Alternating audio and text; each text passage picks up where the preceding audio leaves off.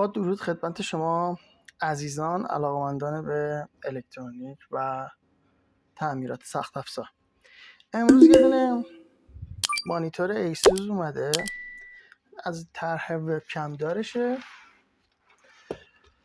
مشکل این مانیتور عدم روشن شدن بکلایت پنل معرفی شده. خب من یه قسمتایی از این مانیتور رو واسه اینکه زمان ویدیو زیاد نشه باز کردم. اول از همه یه تست از خود مانیتور بگیریم ببینیم که مشکل چیه. من اینو روشنش کنم. خب برند ایسوس میاد و الان خوبه تصویر هی میپره. دلیل این موضوع اینه که LED ها یا قسمتی از بورد بکلایت که درگیر میشن سوخته و من متوجه شدم که به احتمال خیلی زیاد ایراد از خود LEDه، یعنی LED ریبانش اتصالی داره، مشکل داره و نمیتونه روشن بمونه. به محض اینکه گرم میشه مشکل توش پیش میاد و هی میپره. خب من این برق بکشمش، کانکتور رو باز کنم. خب من عرض کردم اینو قبلا یه قسمتشو باز کردم. من این قاب رو بردارم، قسمت وبکمم تا اونجایی که جدا کردم.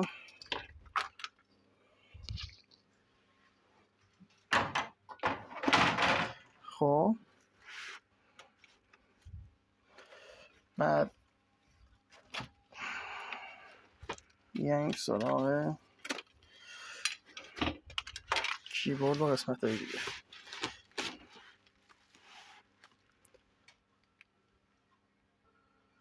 خب من الان میخوام یه تست بگیرم از این در واقع مانیتور قسمت بکلایتش. من یه LED دارم. این LED مال یه دونه مانیتور دیگه ای بوده، من قبلا بازش کردم. رنگ اصلی خوش این LED از دست داده بود، بس همین عوض شده بود. من اینو به قسمت تغذیه بکلایت این مانیتور وصل میکنم. کابل تصویر و همراه کابل برق رو وصل میکنیم. ببینیم ایراد از برده یا ایراد از LED خود پنله. من مانیتور رو روشن میکنم. خب بکلایت اینجا روشن شد. خب این بکلایت خراب هست، رنگ صورتی میده، کم رنگ، اصلا دلایل خرابیش ابد تعویض شدنش همین بوده. ولی نتیجه گیری که ما از این موضوع میتونیم بکنیم، ببینید الان پرش LED ما نداریم دیگه و این نشون دهنده اینه که برد این مانیتور سالمه. خود LED که در این قسمت قرار گرفته خرابه. خب تو مرحله اول خب ما سعی میکنیم که از طریق پنل های شکسته، مانیتورهایی که خراب شدن، ارزش ندارن به لحاظ احیا شدن، ما این LED رو اونا واز کنیم و بذاریم اونجا. ولی با توجه به برند ایسوسی که این مانیتور داره ما قادر نیستیم این کارو کنیم، چون واقعا برند ایسوس این مانیتورها واقعا تو ایران کمه، پیدا نمیشن که ما بخوایم، یا اغلب همین مشکل و مشترکو دارن، یعنی اونها هم همین LED شون خرابه. خب تو این مواقع ما مجبوریم از LED های جنریک، LED هایی که عموما توی بازار در اختیارمونه هستش استفاده کنیم. LED هایی که مثلا یه نمونهش اینجا هست. از این LED ها مجبوریم که به عنوان بکلایت استفاده کنیم. ولی خیلی مهمه که مقدار لوکسی که این LED میده با اون LED برابر باشه. یعنی ما لوکسی رو نداشته باشیم که کمتر یا خیلی بیشتر از LED که رو خود همین هست باشه. خب من الان فلت و یه سری چیزای دیگر جدا میکنم. قسمت بورد رو کامل برمیدارم میذارم کنار. الان فقط پنل رو دارم. سعی کنید از مثل من از فومی که هست، من یه فوم دارم که نرمه، کاورش کردم با حبابی که از خط و خش افتادن رو پنل جلوگیری کنم. خب اینجا من باید قسمت پنل رو کامل باز کنم تا جایی که من به بکلایت دسترسی نداشته باشم، یعنی در معرض دسترسی من نباشه، من از دستکش استفاده نمی کنم. اما بعد از اینکه پنل باز شد و من رسیدم به قسمت بکلایت، دیفیوزرها و شکننده های نور که کلا قسمت دیفیوزر نامیده میشه، از دستکش استفاده میکنم که روشون خط و خش نیافته. خب من حالا این LED هم بگم، این LED ها گوشواره‌ای دارن، حالا یا سمت راستشون یا سمت چپشون چیزی دارن مثل این قسمت فلت دارن که این فلت ها به گوشواره‌ای معروف شدن. خب من از پیک استفاده میکنم. من پیکمو روش یه شیرینگ در واقع چسبدار ضخیم گذاشتم که این باعث میشه که لیز نخوره رو دست من. شما هم سعی کنید همچین چیزایی داشته باشید. من از قسمتی که مطمئنم هیچ فلتی توش قرار نگرفته، یعنی این قسمت شروع به باز شدن میکنم. چند تا خار در اطراف هست، این خارا رو آروم و با حوصله باز کنید. چپ و راست رو خیلی مراقب باشید، مخصوصا راست پنل، چون اغلب گوشواری‌های در قسمت راست پنل قرار گرفتن. میگم خیلی مراقب باشید. بعد از اینکه اینا باز شدن، این الان یه خورده هم چسب داره، اصلا از حالت فیزیکی و زور استفاده نکنید. خب آروم، این قسمت چسب داره، من این قسمت یه خورده خب این فریم فلزی رو میذارم کنار، میام اینجا آروم اینو میدم کنار و بلندش میکنم. خب منظور از گوشواره‌ای این دوتا بودن. دست اصلا نذارید به هیچ عنوان. ببینید مثلا الان اینجا یه قسمتی از این چسبی که شبیه سیلیکونه کنده شده، نمیدونم تو دوربین خوب دیده میشه یا نه، امیدوارم دیده شه. این قسمت ها رو با پنس‌های فوق العاده نوکتیزی که اصلا ضخامت زیادی نداشته باشه که دستی گذاشته نشه روی پنل، به هیچ عنوان نباید دست غیر مسلح، اینجوری بگم بهتر، استفاده کنید. ببینید این جاهایی هم که اینجاها الان این چسبایی که من موقع باز کردن باعث شدم اینا رهاشنم، اینجوری خیلی با حوصله، خیلی فوق‌العاده با حوصله بلندشون کنید. به این گوشواره یا به این دوتایی که اینجاست به هیچ عنوان دست نزنید، این دوتا فلت. خب من حالا تو این مرحله دستکشمو دست میکنم که به هیچ عنوان هیچ عرق دستی، چربی دست، هیچ چیزی به پنل و قسمت دیفیوزر و بکلایت داده نشه. یعنی الان دیگه من مجازم. مثلا اگه اینجا من یه مقدار گرد و خاک میبینم، با این میشه، با دستکش نخی بدون پرز. به هیچ عنوان از دستمال کاغذی استفاده نکنید، دستمال کاغذی پرز داره. به هیچ عنوان. ببینید این چسبای اضافه رو من با دستی که دستکش داره آروم، مثل نوازش کردن، اصلا ناخون چیزای تیز استفاده نمی کنم.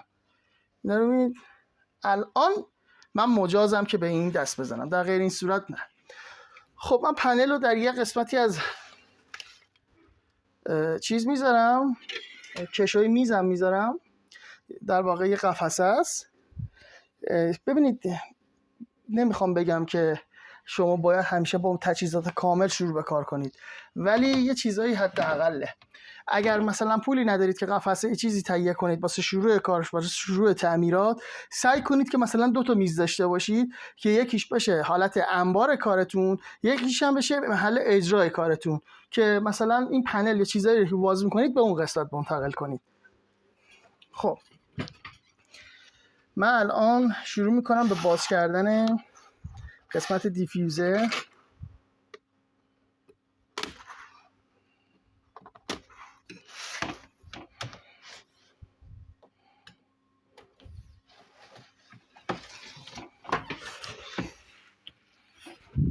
به هیچ عنوان عجله نکنید،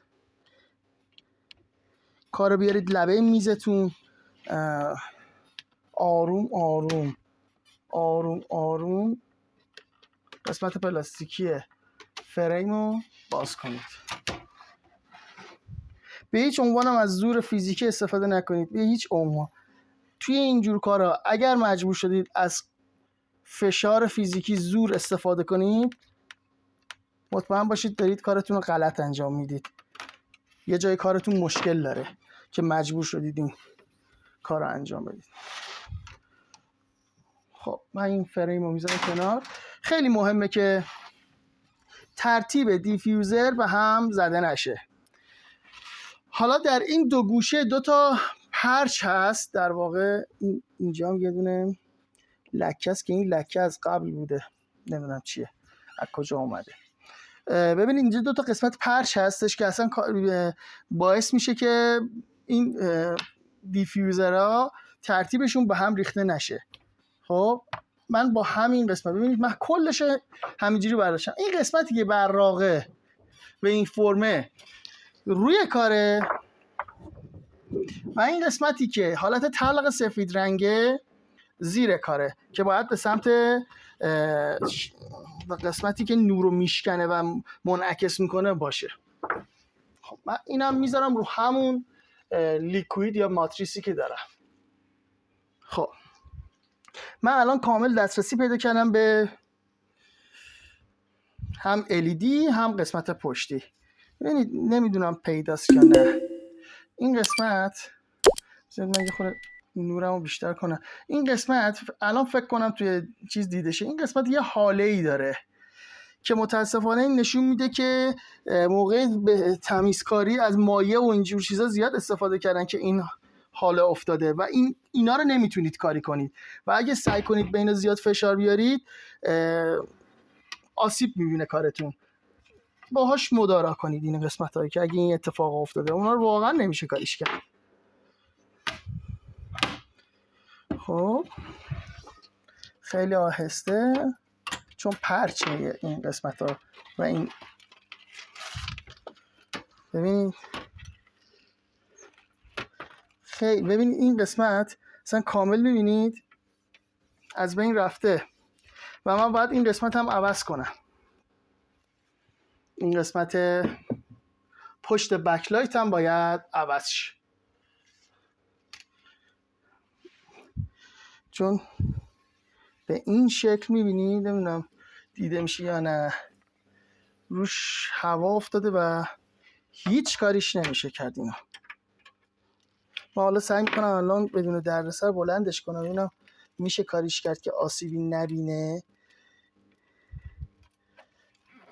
ولی خب چسب زیادی خورده. نه نمیشه، داره ازش میریزه. بله شما شکسته.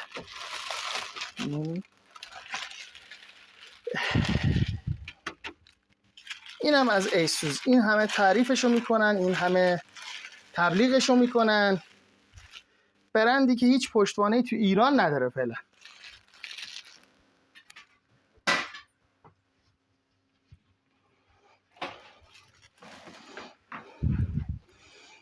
خب من الان یه مقدار اینجاها رو ترتمیز کنم، این پودرایی که اینجا ریخته رو جمع جور کنم و برگردم. خب در ادامه این تعویض بکلایت این مانیتور، الان باید ما این قسمت از بکلایت قدیمی این LED که آسیب دیده رو جدا کنیم.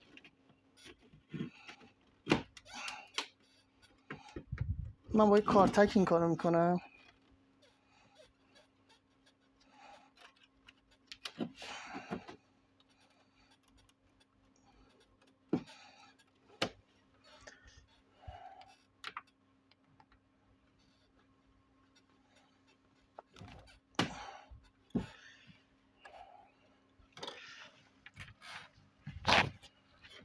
یه خورده باید حرارت بدیم که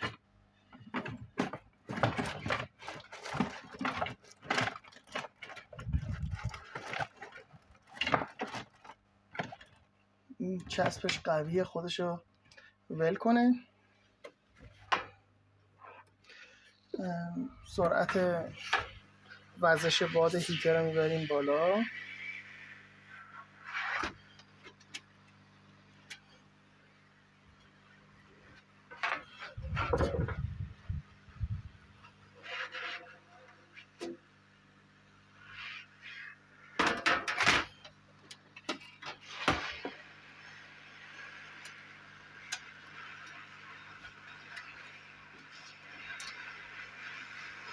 خب دیگه به هیتر نیازی نیست و خاموشش کنم. LED جدا شد.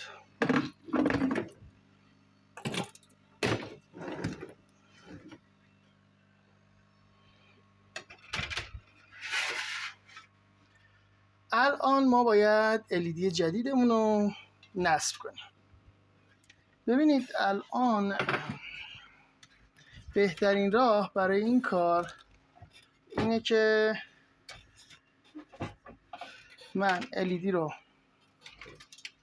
در این قسمت قرار بدم، اندازه‌ش رو درارم و به همون اندازه کوتاه کنم که واسه این در میاد این قسمت. دقت کنید که این LED حتما باید هم اندازه این قسمتی که ما مد نظرمون هست باشه، نه کمتر و نه بیشتر. اینم باید خیلی دقت کنید که LED که استفاده میکنید LED باشه که تقریبا نورش با LED اصلی در یک لول باشه. حالا کمی بیشتر یا کمی کمتر، مثلا در حد 5% کمتر باشه، 10% کمتر باشه، زیاد تأثیری رو کار نداره. ولی مثلا اگه مثلا دیگه 20% باشه، 25% باشه، واقعا دیگه دیده میشه تو این حالت تفاوت ها. اگرم بیشتر و قوی تر بذاریم من باز همین اشکالات رو خواهد داشت. خب من اینو الان اندازه‌شو بگیرم، دقیق اندازه بزنم و برششو بزنم.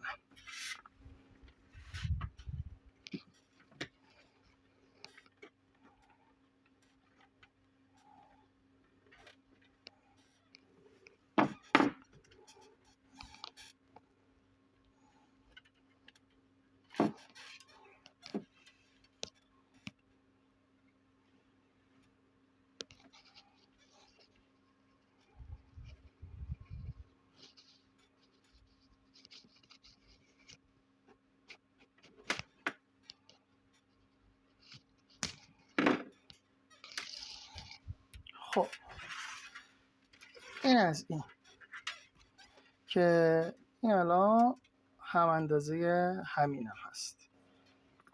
حالا اگر یه ذره بزرگتر شد یا چیزی، از این قسمت من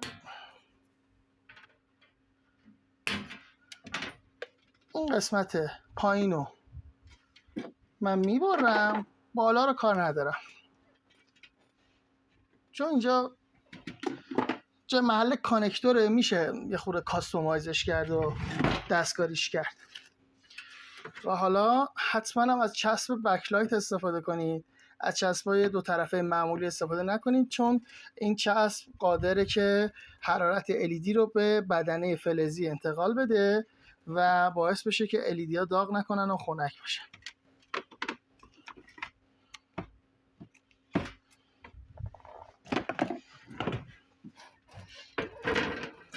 من از یه تیغ جراحی هم استفاده میکنم که اضافاتش رو بگیرم. لب به لب LED برشم رو اعمال میکنم.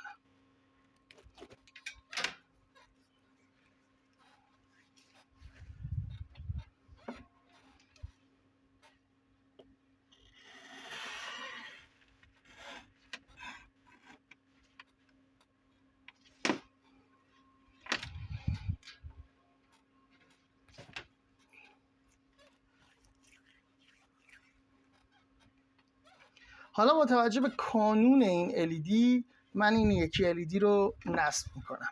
البته قبلش باید این آلودگی هایی که اینجاست رو تمیز کنمشون، چون این آلودگی ها مانع این میشن که LED که جدید بخوایم کار بذاریم قشنگ بشینه سر جاش و خنک بشه.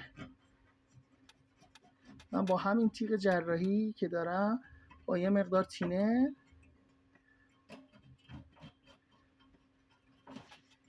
اضافات رو برش میزنم و ور میدارم. من یه بار دیگه کانون این LED رو در نظر میگیرم. LED قدیمی کانونش رو دیدم و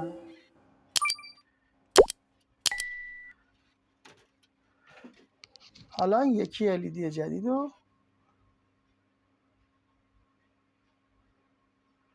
دقیقاً جایی که نقطه کانونی اون LED قدیمی بود نصبش میکنم.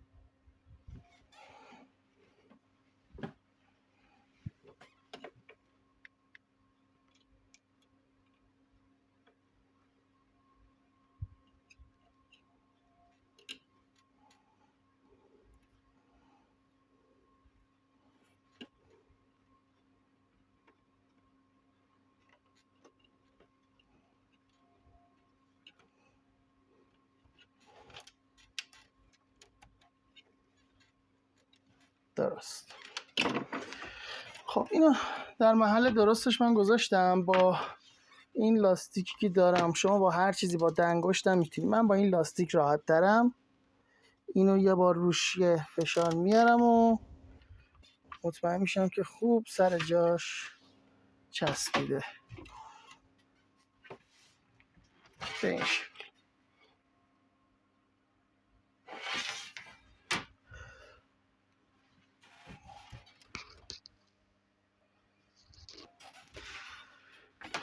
LED نصب شد. من یه تست الان ازش میگیرم که مطمئن شم که LED که کار گذاشتم آسیب ندیده حین نصب. من یه درایور مجازی خودم ساختم که میتونم باش این تستا رو بگیرم.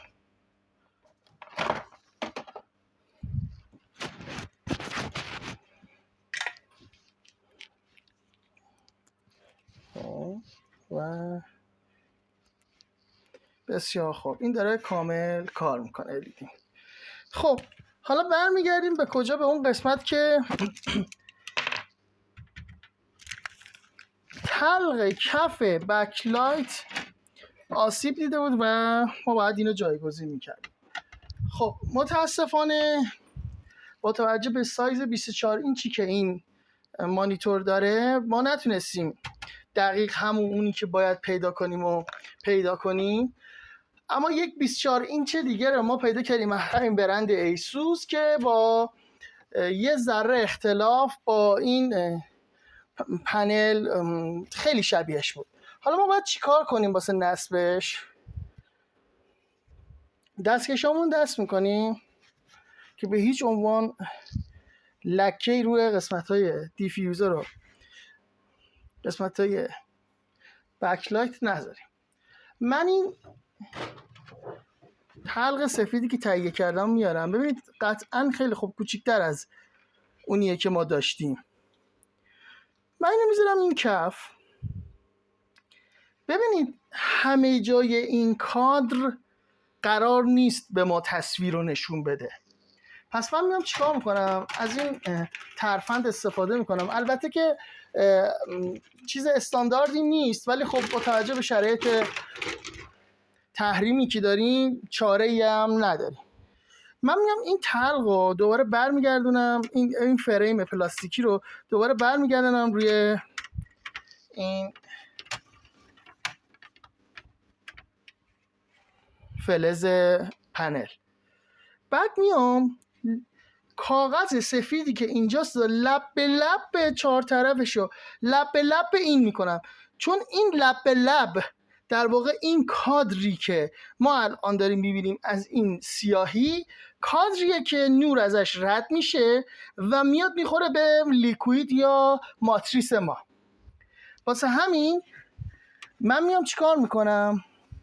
این قسمت هم که مربوط میشد به بکلایت هم که من یه خورده بزرگتر LED یه خورده مجبور شدیم بزرگتر بگیریم و با سیمچین یا هر وسیله‌ای که خودتون دارید و مناسب میدونید یه برش میزنم که یه فضای ایجاد شه واسه این که من بتونم این LED اینجا بیاد بیرون.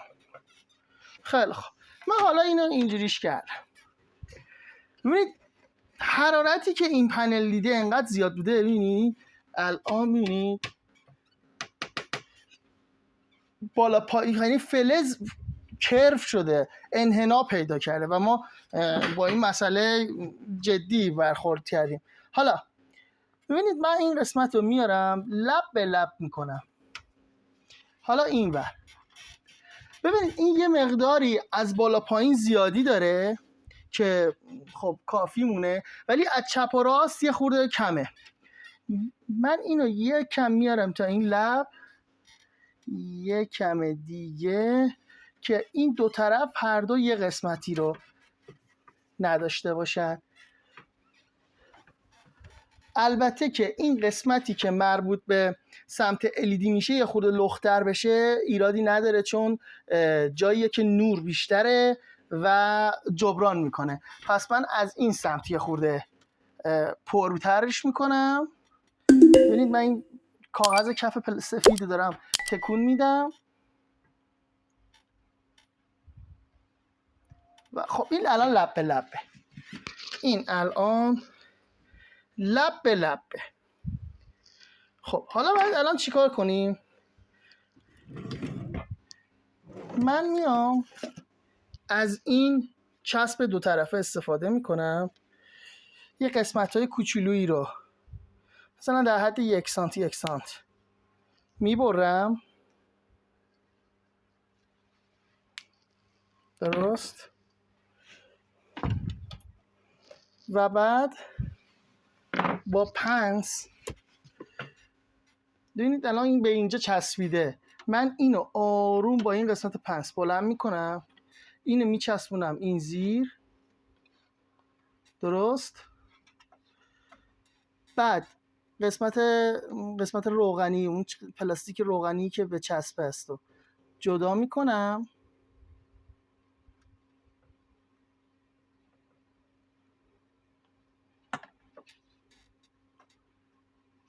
اینو آروم رهاش میکنم، میذارم که بچسبه.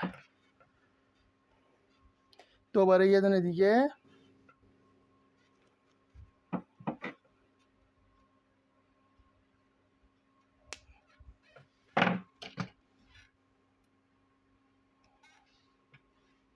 حالا با توجه به اینکه اونور چسبیده ما یه خورده آزادی عملمون بیشتره،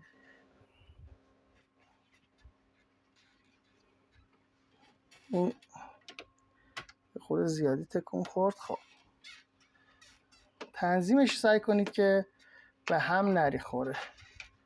خب این قسمت رو بلند میکنم، میچسبونم زیر و دوباره برای این قسمت هم همین کار رو تکرار میکنم.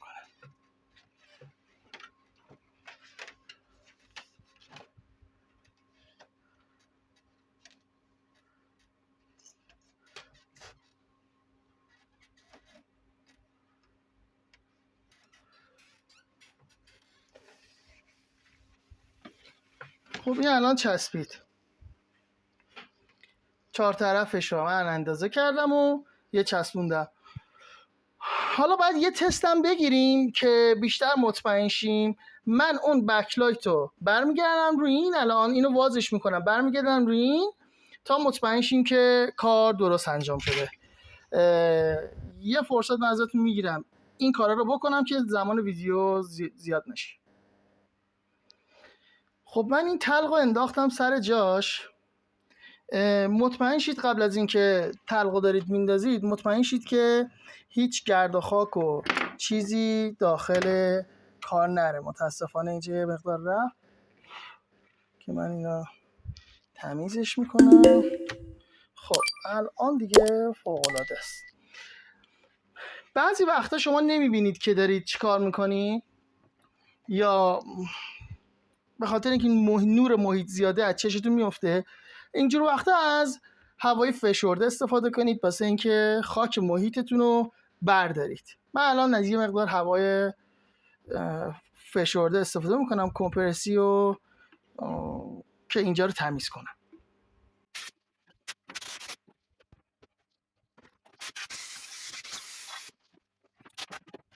حالا وقتشه که دیفیوزر رو بندازیم سر جاش که تست نهایی رو کنیم ببینیم آیا این ترفندی که زدیم جوابگو هست یا نه. دیفیوزر میاد و کل قالب بکلایت رو در بر میگیره که این نکته خوبیه، یا اگه کم و کاستی جایی باشه رو پر میکنه. خب این قسمت هم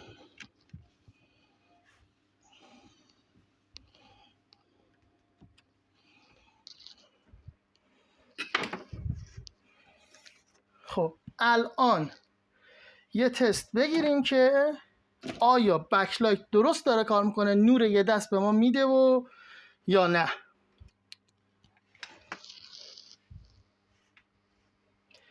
اگر این قسمت چون میره زیر فریم و دیده نمیشه این قسمت رو ما در نظر نگیریم کاملا نور یک دست و عالیه و هیچ مشکلی نداریم و میتونیم ادامه بدیم کارو. خب فریم رو من میذارم سر جاش، فریم پلاستیکی رو. ببینید وقتی که کارو درست انجام بشه میبینید خودش راحت میفته جاش، به همین راحتی.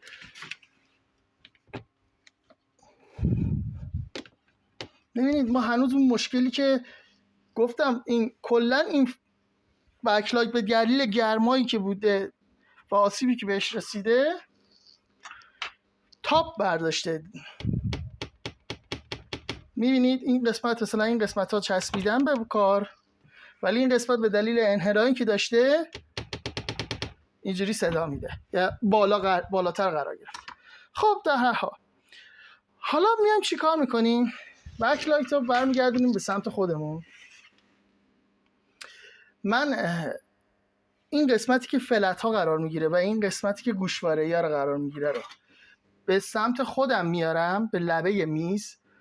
و حالا چرا این کارو میکنم؟ که این فلت ها وقتی که من میخوام چیز رو برگردونم روش، ماتریس رو برگردونم روش، اینا به قول یارو گفتنی زیر لبه های فلزی فریم بعدی یا قسمت پلاستیکی یا بد قرار نگیره اگر اون سمت باشن این شانس احتمال داره که من دید مناسب رو بهشون نداشته باشم و آسیب بزنم. واسه همین هر وقت میخواین جا بزنید جوری قرار بگیره کارتون که فلت ها سمت خودتون باشه که دید کافی و مناسب داشته باشید به کارتون.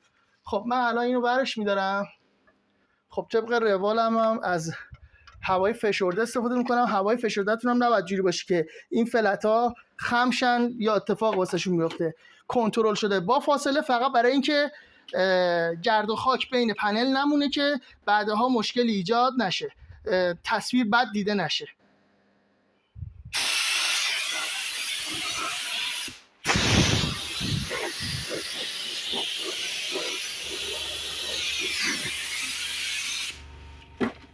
سریع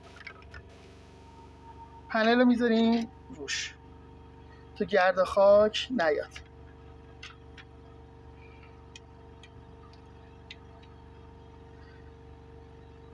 معیار کارتونم فلت ها باشه، یعنی شما وقتی میخواین جا بندازید پنل رو سر جاش، ماتریس رو میخواین سر جایی که قرار گرفته بود قرار بدید، فقط معیارتون فلت ها باشن. ببینید الان این قسمت روی حواس من با پنس، ببینید این پایین افتاده جا، این پایین افتاده جا، این لبه افتاده جا، اینجا هنوز نیست. خب الان جا افتاد. یادتونه بهتون گفتم این پنل تاپ داره. خب ما این تاپشون رو برگردوندیم. الان تاپ در واقع افتاده این دو سمت. الان نگاه کنید من اینجوری تکون میدم، این حالا تو تصویر دیده نمیشه، این قسمت ماتریس داره بالا پایین میشه. ببینید اینا همش نکته است، همش مهمه. نباید وقتی کار میکنید این اتفاقا واسه اینا بیفته. خب من اینجای کار دیگه دستکش نیازم نیست، دستکشی در میارم چون دیگه با قسمت بکلایت دیفیوزر جایی که ایجاد حاله میکنه سر کله نمیزنم. الان خطری که حین کار ممکنه ما رو تهدید کنه اینه که ما با این فلت ها آسیب بزنیم و خط رنگی یا قحطی در پنل ایجاد شه. خب من برای اینکه جلوی این مشکلات رو بگیرم، این فومی که داشتم و زیر کارم انجام میدادم، این قسمت دست میندازم زیرم، ببین به فلت آسیبی نمیرسونم. حالا ترجیحاً اگه میتونستم از اون سمت میبردم، ولی خب من چون راست دستم نمیتونم از سمت چپ تعادل ندارم. ببین من آروم این بردو برمیگردونم زیر پنل. خب الان این درسته. ببینید من ترجیحم اینه که اینجور وقتا الان پنل رو تمیز کنم، چون بالاخره جای دست لک و این چیزا میمونه روش. ولی با توجه به اینکه اینجا گوشواره‌ای داریم و این شانس وجود داره که به این گوشواره‌ها آسیب بزنیم، این گوشواره‌ها خیلی حساس‌تر از این قسمت‌ها، واقعا حساس‌ترن. واسه همین من این قسمت دیگه از خیر تمیزکاری میگذرم و مستقیم میرم واسه نصب فریم فلزی که میاد روی این قسمت. ببینید موقعی که من میخوام اینو جا بزنم، این گوشه رو میندازم اینجا،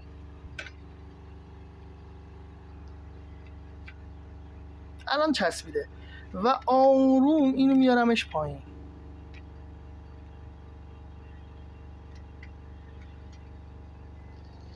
در هر شرایطی، حتی اگر این دو سمت جا نرفته بود مهم نیست، اول این قسمت هایی که فلت هست و ما فشار میدیم بره پایین بدون فشار فیزیکی سنگین، خودش لیز بخوره بره پایین. ببینید من آروم که فشار میدم خودش، چون اون دو طرف آزاده. ببینید الان اصلا روبروی این نیست، الان این پنل زیر این فریمه. در این قسمت من اینو زدم جا، بعد مثل کشو اینو هل میدم به سمت مخالفش و حالا این قسمت رو میدم پایین. همه هدفم اینه که فلت ها به هر شکلی که شده آسیب نبینن. خب ببینید این سمت رو هنوز من جا نزدم. خب حالا اینجا یه مشکل ریز دیگه ای هم پیش میاد. چرا من این قسمت رو هنوز جا نزدم؟ برای اینکه این قسمتی که LED ما سیمش در اومده الان تو این قسمت بسته است و لحاظ حجمی زده بیرون. اینجا رو من باید دوباره با این سیمچینم میارمش لب میز، ممکنه تو کادر دوربین دیده نشه، من میارمش لب میز با سیمچینم اینجا رو یه قسمت برش ایجاد میکنم اگر شما ندارید میتونید از قیچی یا هر وسیله دیگه ای که میتونید استفاده کنید، قیچی آهنبر، میگم هر وسیله‌ای، ولی دقت کنید فریم فلزی از بین نره. همون قسمتی که میخواین برش بزنید کافیه. خب من خودم الان از یه قیچی قوی استفاده کردم با دنباریک. آسیبی که موقع خم برش ایجاد کردم و صاف میکنم که حالت فریم به هم نخوره. حدود 1 سانتی متر 8 میلیمتر ببریم کافیه. موقعی که این کارو میکنید میتونید قبل از اینکه این کارو بکنید حالا یه خورده بزرگتر برش بزنید، ولی خب ریسک نکنید سر پنل. ببینید من الان این قسمت رو برش زدم، ببینید من دارم با 2 تا انگشت کار میکنم، ببینید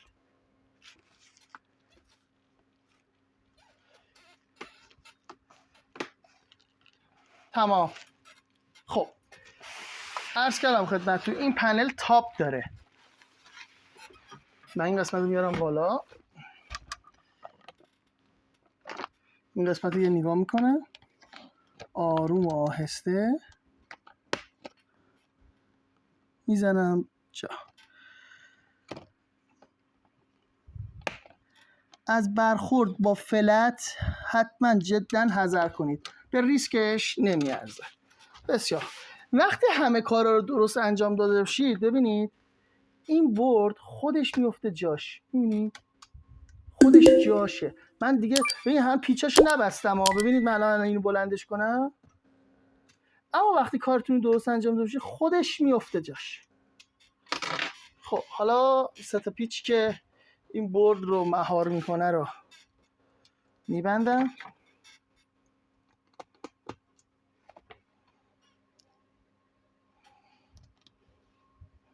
موقعی که دارید پنل رو باز میکنید خیلی وقتا من دیدم اینو میکننش. ببینید این محافظ این فلت ها و این برده باید دوباره برگرده سر جاش. اینو بی خودی نذاشتن اینجا که مثلا شما اگه خواستید تعمیرش کنید بکنیدش. این برای اینه که در واقع از این مدار محافظت کنه. خب من این چسبای قدیمی رو میکنم، چسب 2 طرفه میارم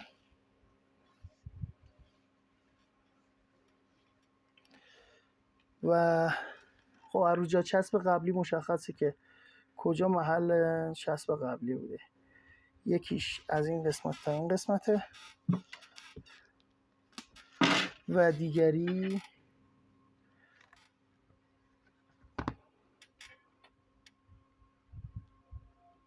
از این قسمت تا این قسمت. خیلی حساس نباشید روی این قسمتش. اما چرا من این قسمتی رو که من فلترم باز چسب دادم، یعنی اینجا قیچی نکردم.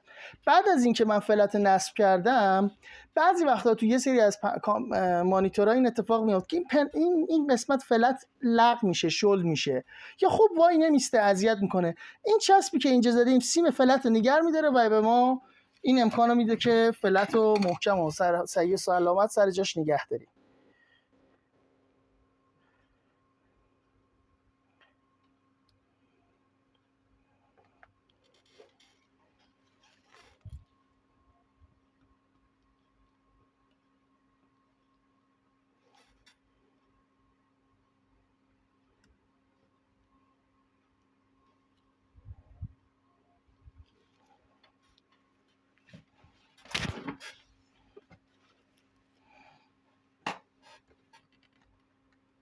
میکشیمش سمت خودمون، میچسبونیم، میکشیم سمت خودمون، میچسبونیم که این صاف وایسه، میکشیم سمت خودمون، میچسبونیم تا انتها. ببینید دقیق و کامل و چیز. یه بارم چک میکنیم همه خارها بسته است. عالی. خب کار با پنل الان تموم شده. ما پنل رو میذاریمش کنار. حالا باید یه تغییری توی بورد درایور LED مون ایجاد کنیم که حالا این بکلایت جدیدی که دادیم رو ساپورت کنه و روشنش کنه. خب طبیعتاً که خود درایور LED رو ما داریم اینجا و کابلی که باهاش به LED وصل میشه. خب لوکیشنی که یعنی مکانی که خود خروجی LED این قسمته. من اول این کانکتور رو جدا میکنم چون دیگه ما این LED رو این نوع کانکشن کابل LED رو نیاز نداریم. خب من الان خود بورد رو باز میکنم. موقعی که با بورد کار میکنید حواستون باشه که خازنش ولتاژ نداشته باشه و خالی باشه.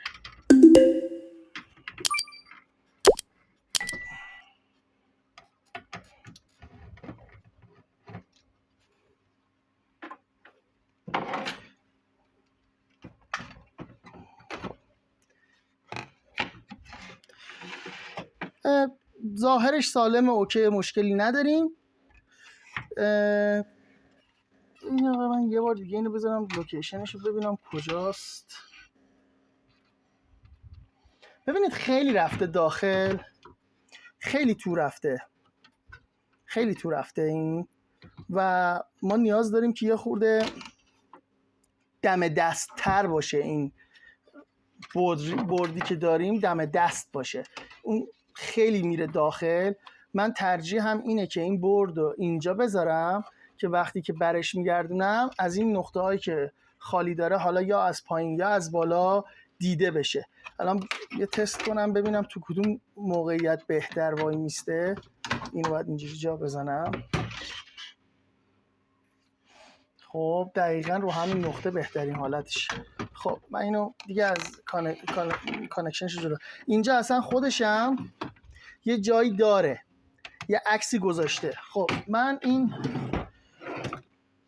بورد رو، این بورد گرم نمیشه، گرمایی نداره، مثل همین با چسب دو طرفه معمولی، منتها چسبی که یه خورده ضخیمه و این بورد رو نسبت به حالا یه سری جامپرهایی که روی این، البته من اینجا میذارم، ولی شما ممکنه مثلا یه بوردی داشته باشید که این قسمت رو جامپر داشته باشه یا حتی یه مقاومت ریز داشته باشه. این بورد رو اون به خاطر ضخامتی که داره عایق میکنه و اجازه نمیده ارتباطی بین این بورد و اون المان الکتریکی باشه. ترجیح هم اینه که این بوردم جایی نصب شه که از گرماهایی که احیانا نزدیک هیت سینک، نزدیک مدار تغذیه و این چیزا دور باشه که گرما بهش نرسه یا حتی تحت تاثیر میدان مغناطیسی که احیانا نزدیک ترانس هستم نباشه. البته کمه ولی خب اینطور باشد بهتر است. خب من یه خورده از قصد اینو جلوتر نصب میکنم. خب یه خورده نزدیک فیوزه ولی حدود 5 میلیمتر فاصله داره. البته میتونم هم یه خورده اوریب مثلا اینجوری نصبش کنم. آره اوریب نصبش میکنم که بهتر باشه. خب اینو میزنم جا. حالا ببینم اینجا. آره دسترسی راحتی داره، سخت نیست. خب این سیمش هم رد کنم. این سیمش رو دقت کنید که ببینید از کجا رد میکنید. من عادت دارم این سیم رو اینطوری رد میکنم که مطمئن شم، حتی از دور اینم یه دور در رد میکنم که مطمئن شم قسمت هایی که حالا بالاخره ولتاژ بیشتر رد میشه در امان باشه. و بورد رو میبندم.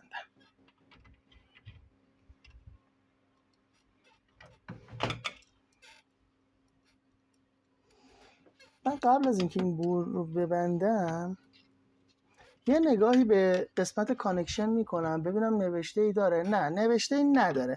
شما روی بورد ببینید کدوم قسمت ولتاژ آن و آفه، سیمو با همون وصل کنید. من الان مثلا بگم دومی، سومی، پنجمی، این ریختی نیست. یه ولتاژ روی این کابلا هستش که زمانی که مانیتور روشنه ولتاژ هست، به زمانی که مانیتور خاموشه ولتاژ نیست. به همون باید انیبل این بورد درایور رو به همون وصل کنید. دستگاه ها با هم متفاوته. مثلا روی سامسونگ و ال جی می نویسه کدوم آن و آفه، ولی حالا ایسوس یا برنده مثل این قبیل دیگه نمی نویسن. خب من یه کار دیگه هم باید بکنم. روی این قسمت ولتاژ 5 ولت هست ولی ولتاژ بکلایت روی این قسمت نیست. من مولتیمتر رو میارم،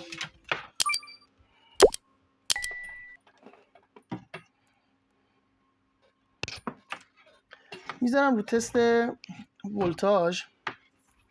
یه ولتاژ بیشتر از 5 ولت رو من باید پیدا کنم. این قسمت هایی که به پیچ وصله اینا قطعا گراند و 0 ولت شما هستن. خب من مثلا ببینید من میام رو ترانس میچینم ذهنیتمو. ببینید اینجا پایه های ترانسه، خروجیاست و اینا ورودیاست.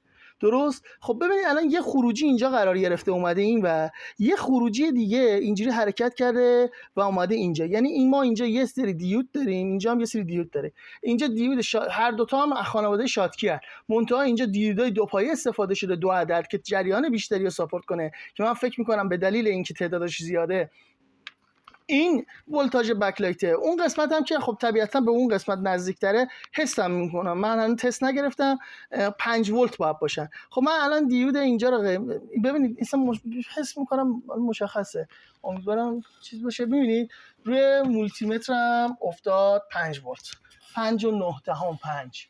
خب این که دیودیه که در واقع سپایه است توی پکیج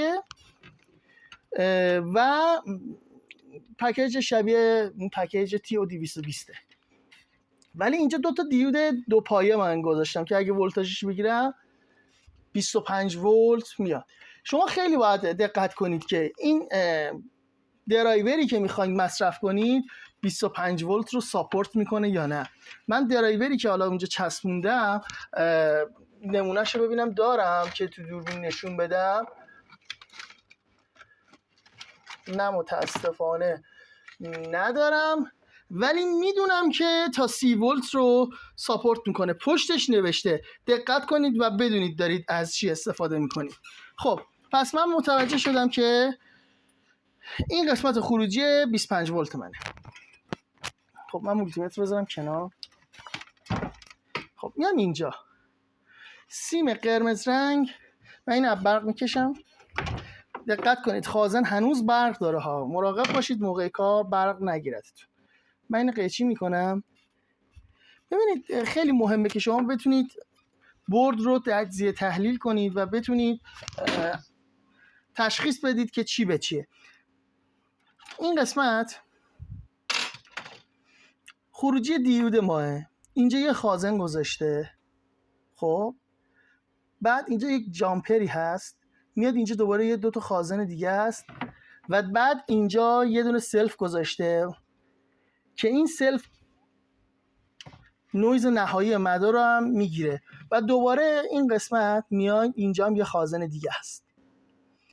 حالا اینا بس چیه؟ واسه اینه که این ماسفتی که اینجا گذاشته این 25 ولت رو قطع و وصل میکنه توسط این آی سی و بکلایت روشن یا خاموش میشه.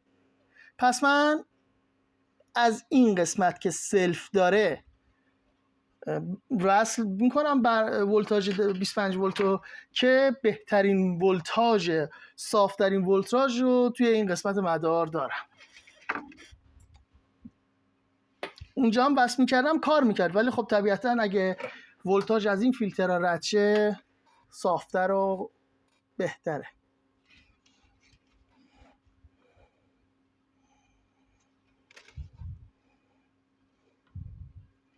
خب این از ولتاژ اصلی. حالا من روی مولتی دوباره میام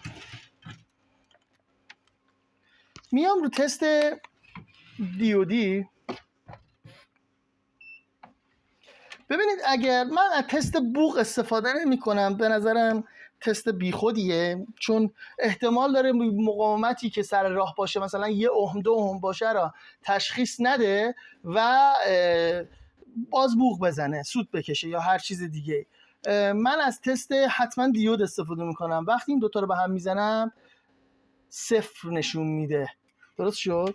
حالا من دستم میلرزه 1/1000 هم نشون میده. خب بدنه که من میتونم مثلا گراندمو به همین بدنه همینجا لحیم کنم. حالا میخوام سعی کنم مثلا یه خورده نزدیکتر باشه، یه خورده قشنگتر کار کنم، مثلا اینو میذارم رو همین جای پیچ. احتمال داره شما چیزی که اینو من میتونم همینجا همین الانم لحیمم میکنم، خب ولی احتمال داره شما موقعی که کار میکنی از این قسمت دور باشه، فاصله داشته باشه. شما میام اینجا، اول اینکه خب ساده ترین راه اینه، خب طبیعتاً 100% مثلا وقتی اینجا خازنه، این خازن اینجا ببینید 0، قطعاً 0 میشه. مثلا اینجا منفی رو من گراندو دارم، یا مثلا اینجا ببینم گراندو دارم، بله اینجا هم 0 نشون میده، یعنی اتصال کوتاه. پس من میتونم به همین نقطه من لحیم کنم. اینم که یه قسمتی بود که بتونید گراند رو راحت پیدا کنید. حالا من این گراند رو وصل کنم.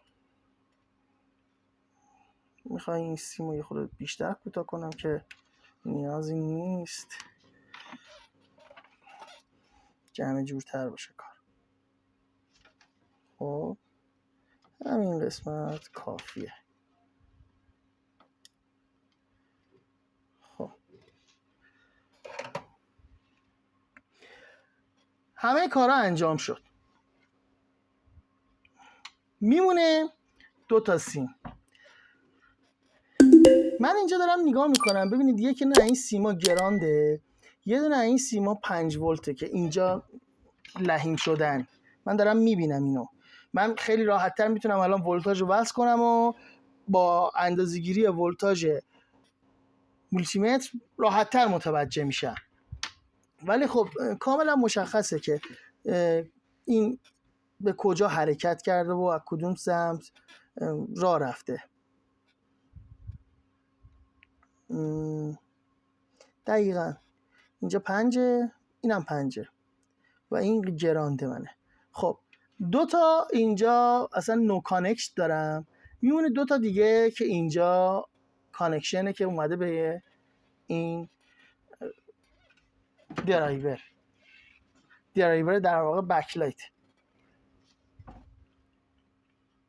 من با توجه به نقشه‌ای که روی مدار دارم میبینم، این اولی واسه من انیبل آن و آفمه. حالا واسه اینکه خوب متوجه شم، ببینید این سیم زردی که به قرمز نزدیکتره سیم انیبل بکلایته یا همون آن و آف خودمونه. دومی هم اجاستمنت برایتنسه یا همون روشنایی مدارم. خب من اینو وصل میکنم به این.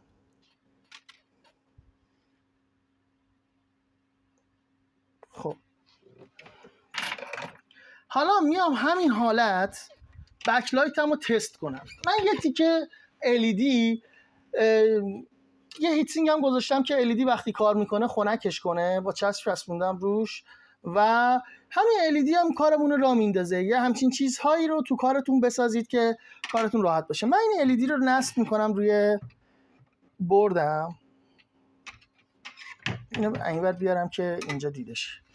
خب حالا من ولتاژ رو وصل میکنم. خب ببینید به LED که اینجاست خیلی دقت کنید. من این LED رو نشون میدم. اول این روشن میشه، بعداً بکلایت. حالا خاموش میکنم. اول این خاموش میشه، بعداً بکلایت. پس درسته. حالا من میخوام اصلا وصلش کنم به اون یکی، ببینیم رو اون یکی آیا این حالت رو داریم یا نه. اما یه چیزی هم هستش که ممکنه ما رو گول بزنه و اون اینه که سیستم برایتنس توی ایسوس ها یا یه سری از اچ پی ها و دل ها هم همین کارو میکنن، ولی هی ولتاژش بالا پایین میشه. ما میخوایم مطمئن شیم. دوباره من میارم با یه دیلی بیشتری این روشن شد، خاموش شد، دوباره روشن شد. البته که رفت تو حالت استنبای خاموشیش. خب دوباره من میام روی مولتی متر، میرم رو قسمت ولتاژ گیری. من این اولی که خودم وصل کرده بودم ولتاژش میگیرم، ولتاژ نداریم. دومی هم که طبیعتا این خاموش، ولتاژ نداره. خب من حالا کابل تصویر رو وصل میکنم که ببینم آیا دوباره این روشن میشه، درست کار میکنه. اومد. پس دومیه مثل که درست تر بوده. توفیق اجباری شد واسه ما.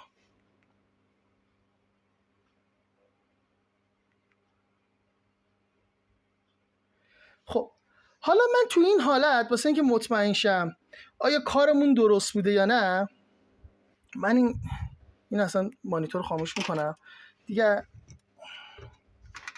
از ولتاژم جداش میکنم، کابل تصویر رو نمیکنم.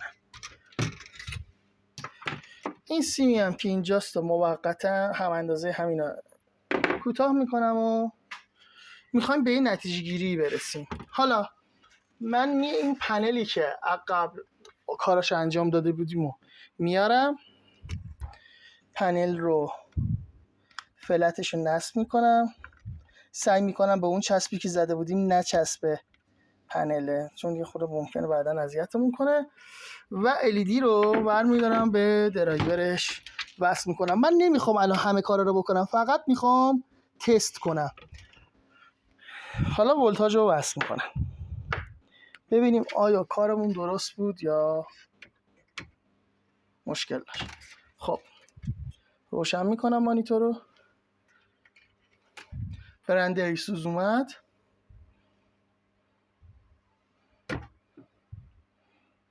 تصویر رو کامل داریم، تصویر کامل هست، درست. حالا میخوام ببینم اشتباهی وصل نکرده باشم با توجه به کیبوردی که داریم. من این دکمه رو اگه فشار بدم میرم تو قسمت برایتنس. خب نه، بذار برم توی منیوش. منیو کدومه؟ منیو اینه.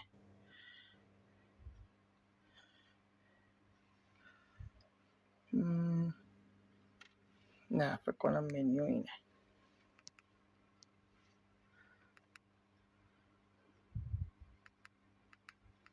خب داره مودای الان استاندارد مود، تئاتر مود، گیم مود، نایت ویو مود، RGB و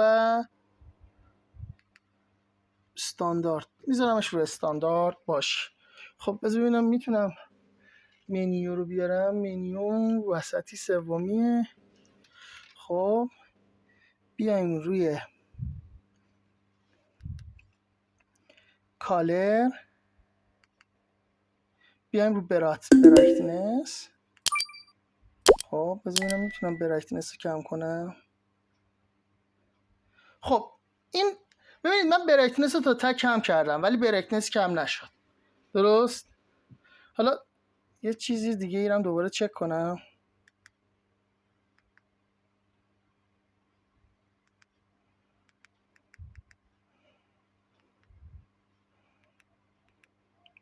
حالا دوباره میام اینجا، میام روی کنتراست، دوباره میارمش پایین. خب کنتراست داره درست کار میکنه چون کنتراست رو خود پنل کم و زیاد میکنه، اما برایتنس رو بکلایت کم و زیاد میکنه. حالا من میخوام اون سیم سومی که یعنی سیم زرد دومی که وصل نکرده بودیم و الان وصلش کنم، ببینم آیا میتونیم این قسمتش هم به این مدار اضافه کنیم و کارمون رو قشنگ و تکمیل انجام داده باشیم. من برق میکشم اینو، آروم این قسمت میدم بالا، کانکتور LED رو جدا میکنم. فلت یه خورده جا داره که اگر چیزی هستش که بتونید بذارید پشت این وایسه، من از چی استفاده کنم که وزن اینو بتونه تحمل کنم؟ چراغ مطالعه میتونه؟ خب نه، نمیشه. من فلت رو مجبورم جدا کنم.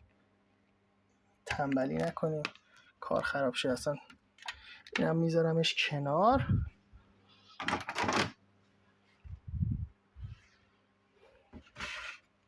حالا من این سیم آخرم لحیمش کنم تا ببینیم آیا میتونیم اینم را بندازیم، چون روی بعضی از سامسونگ ها این کار نمیکنه. سریع دوباره فلت رو وصل کنم.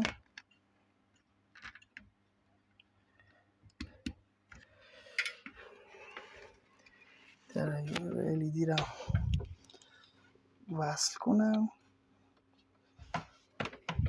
به برق بزنم و ببینیم که کارمون جواب میده یا خیر. خب تا اینجا که تغییری رو حس نکردیم. منیو و ببینیم آیا کنتراست اون بالا پایین میشه یا نه.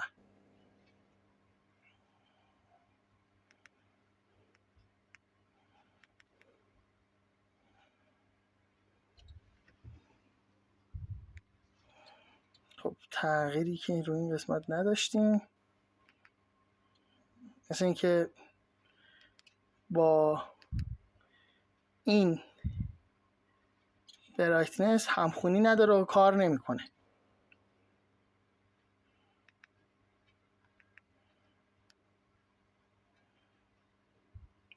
ولی کنتراست کار میکنه. همخونی نداشت متاسفانه. حالا ما سعیمون رو کردیم، ولی میگم این بردایی که الان تو بازار ایران هست با کار ما متاسفانه با قطعاتی که باش داریم تعمیرات رو انجام میدیم همخونی نداره. من یک بار حالا توی دوربینم متاسفانه خوب دیده نمیشه،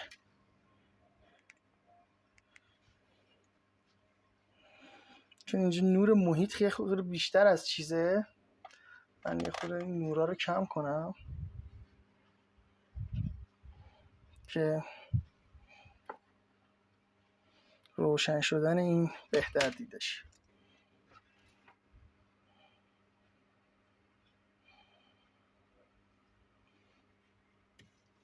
LED بدون هیچ مشکلی، بدون هیچ آسیبی بکلایت عوض شد. کیفیت کارم قابل قبوله. خب طبیعتا نور محیط کار خیلی زیاده و خب بکلایت اینجوری خوب دیده نمیشه. اگر ما بخوایم بکلایت رو خیلی خوبتر ببینیم، ببینید توی این حالت باید بگیریم که میبینید الان چقدر کیفیت خوبه.